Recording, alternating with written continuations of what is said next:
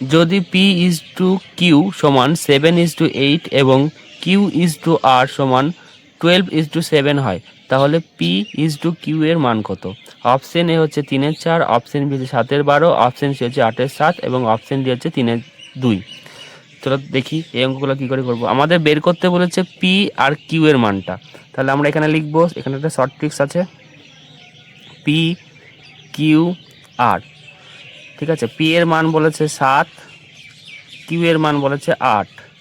ঠিক আছে, এখানে বলেছে কিউ এর মান হচ্ছে 12 এবং হচ্ছে আর এর মান হচ্ছে 7। ঠিক আছে, এবার যেদিকে যাচ্ছে যে সংখ্যাটা সেদিকে সেই সংখ্যাটা বসিয়ে নেবো। এদিকে 8 বসেছে বলে এদিকে 8 বসিয়ে নেবো, এদিকে 12 বসছে বলে 12 বসিয়ে নেবো, দিয়ে এটা আমরা গুণ করে দেবো।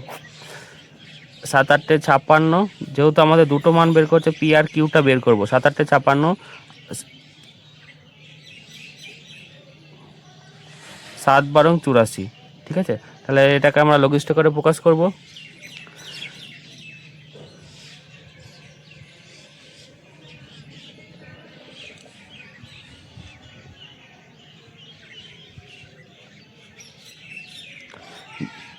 দুই দিয়ে করব 28,